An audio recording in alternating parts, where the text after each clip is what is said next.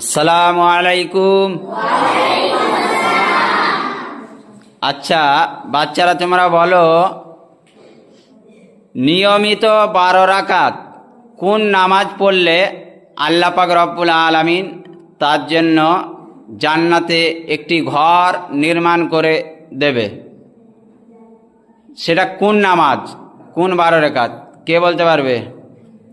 একজন হাত তুলেছে, 2 3 4 5 6।